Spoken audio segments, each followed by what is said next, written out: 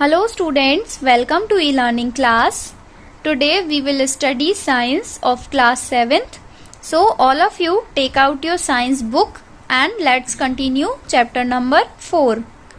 तो हम chapter number 4 पढ़ रहे थे. हमारी लास्ट क्लास में हमने हॉट एंड कोल्ड पढ़ा था, मेजरमेंट ऑफ टेम्परेचर पढ़ा था, टेम्परेचर स्केल्स पढ़े थे जिसमें कि हमने सेल्सियस स्केल पढ़ा था. Today I am going to start Fahrenheit scale which is given on page number 35. So take out your page number 35 Fahrenheit scale. तो फ़ारेनहाइट स्केल जो होता है वो क्लासिक इंग्लिश सिस्टम है टेम्परेचर को मेजर करने के लिए. इसका जो फ्रीजिंग पॉइंट है वाटर का वो कितना होता है 32 डिग्रीज फ़ारेनहाइट पे. मीन्स वाटर जो है वो फ्रीज होता है, पानी 32 डिग्री फ़ारेनहाइट पे जमता है और बॉइल्स कितने पे होता है 212 डिग्री फ़ारेनहाइट पे. तो इसका फ्रीजिंग पॉइंट होगा 32 डिग्रीज फ़ारेनहाइट और बॉइलिंग पॉइंट होगा 212 डिग्रीज फ़ारेनहाइट. सेल्सियस स्केल में कितना था 0 डिग्री और 100 डिग्री सेल्सियस. तो ये आपको याद रखने हैं बॉइलिंग पॉइंट्स कि किस स्केल पे वाटर का बॉइलिंग और फ्रीजिंग पॉइंट कितना होता है. इसके बाद जो स्केल है वो invented by Daniel Gabriel Fahrenheit in 1724. तो ये जो स्केल है वो डैनियल गैब्रियल फ़ारेनहाइट ने इन्वेंट किया है, इसीलिए इनके जो सरनेम है उस पे इस स्केल का नेम पड़ा फ़ारेनहाइट स्केल. तो इसको आप अंडरलाइन कर लें अपनी बुक में और इसको आपको याद भी रखना है. And it divides the difference between the boiling point and freezing point of water into 180 equal degrees. This scale is indicated by F degree.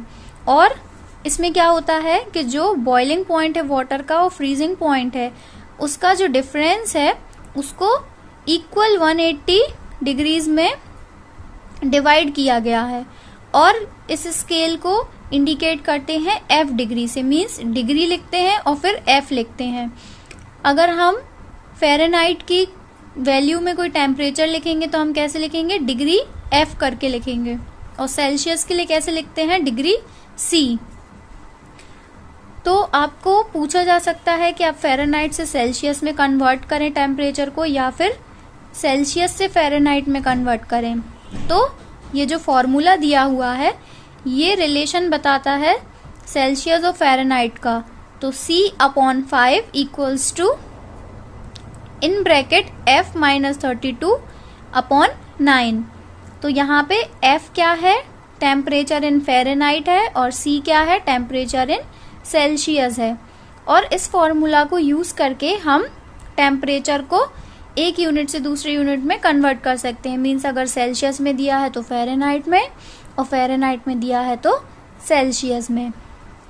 तो यहाँ पे हमें 2 एग्जाम्पल्स दिए हुए हैं. पहला एग्जाम्पल हम देखते हैं, convert 68 degree Fahrenheit two degree Celsius. तो हमें यहाँ पे फ़ारेनहाइट में कितनी वैल्यू दी हुई है 68 डिग्री फ़ारेनहाइट और हमें डिग्री सेल्सियस निकालना है. तो हमने इसका फॉर्मूला देखा था क्या होता है C/5 is equals to F - 32/9 ये होता है. तो अब हमें ये जो C है इसको निकालना है. तो हम क्या करेंगे, मैथ्स में अक्सर हम करते हैं जो मैथ्स ही करनी है हमें. यहाँ पे C इज इक्वल्स टू में आ जाएगा तो क्या हो जाएगा 5/9. 5 यहाँ पे जब हम ट्रांसपोज करेंगे तो वो ऊपर न्यूमरेटर में चला जाएगा क्योंकि यहाँ पे डिनोमिनेटर में है. तो 5/9 multiply F - 32. So C is equals to 5/9 into F की वैल्यू हमें दी हुई है यहाँ पे कितनी दी है 68 डिग्री फ़ारेनहाइट. तो we will put here 68 - 32. C is equals to 5/9. 68 में से हम 32 को माइनस करेंगे सिंपली जैसे करते हैं. We get 36. Then C is equals to 9 1 जा 9, 9 4 जा 36. तो 5 into 4 C is equals to 20. अब हम इसको 20 ऐसे नहीं लिखेंगे, हम क्या लिखेंगे डिग्री सेल्सियस। तो जो C हमें निकालना था वो कितना आया हमारा 20 degree. This is called degree. ये जो एक सर्कल टाइप होता है small, this is called degree. और फिर हम C सिंबल लगा देंगे विच डिनोट्स सेल्सियस। ओके, तो क्या आ जाएगा हमारा C is equals to 20 degree Celsius. इस टाइप से आप फाइंड करेंगे। इसी टाइप से एक दूसरा दिया हुआ है 40 डिग्री सेल्सियस में दिया है और हमें डिग्री फ़ारेनहाइट में कन्वर्ट करना है। तो आई होप के इसी फॉर्मूले से आप इसको भी कन्वर्ट कर लेंगे।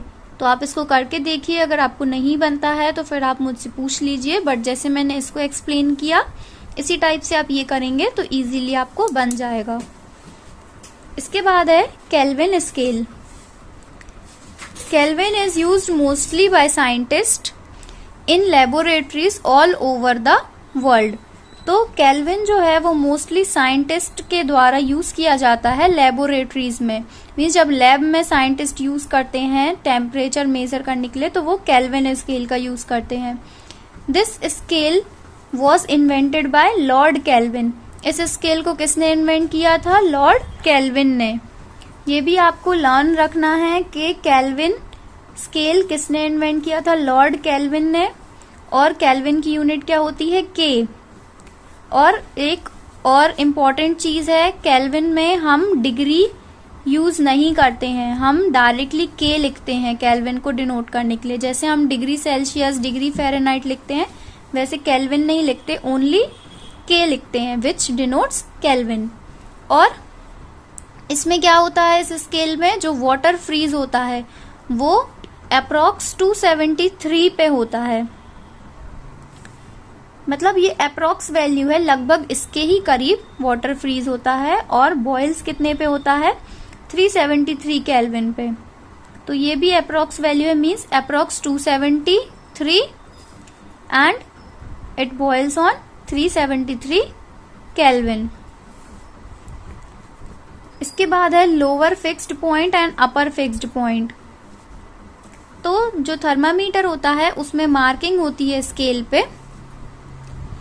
किसके बेसिस पे? इसके बेसिस पे दो स्टैंडर्ड टेम्परेचर्स बनाए गए हैं। एक होता है लोअर फिक्स्ड पॉइंट, एक होता है अपर फिक्स्ड पॉइंट। तो ये जो दो पॉइंट्स हमने अभी तक पढ़े हैं, फ्रीजिंग पॉइंट और बॉइलिंग पॉइंट, इन्हीं को लोअर और अपर फिक्स्ड पॉइंट बोलते हैं। तो यूजुअली क्या होता है कि जो फ्रीजिंग पॉइंट है वाटर का वो होता है लोअर फिक्स्ड पॉइंट और जो बॉइलिंग पॉइंट है वो होता है अपर फिक्स्ड पॉइंट। तो यहाँ पे एक टेबल भी दी हुई है सेल्सियस स्केल, फ़ारेनहाइट स्केल और केल्विन स्केल की। Lower fixed point means 0 degree Celsius पे सेल्सियस स्केल में फ्रीज होता है। फ़ारेनहाइट में होता है 32 डिग्रीज फ़ारेनहाइट पे और केल्विन में होता है नियरली 273 केल्विन। और अपर फिक्स्ड पॉइंट में मीन्स बॉइलिंग पॉइंट है ये। तो बॉयल कितने पे होता है वाटर? सेल्सियस स्केल में 100 डिग्री सेल्सियस पे, फ़ारेनहाइट में 212 डिग्री फ़ारेनहाइट एंड केल्विन में nearly 373 kelvin. So I hope कि इतना आपको समझ में आया होगा। And these examples are your homework. जैसे मैंने आज इसको एक्सप्लेन किया है आप इसको करके देखेंगे और अगर आपको नहीं समझ में आए तो फिर आप मुझसे पूछ लीजिएगा, बट इनको आपको करके मुझे फोटो क्लिक करके सेंड करनी है। और आज मैंने इतना पढ़ाया है जो fixed point, lower and upper, ये इतना आपको पढ़ना है। अगर इसमें कुछ डाउट हो तो वो आप मुझसे पूछ लीजिएगा। इसके बाद हम अपनी नेक्स्ट क्लास में कंटिन्यू करेंगे। Thank you for watching. Have a nice day.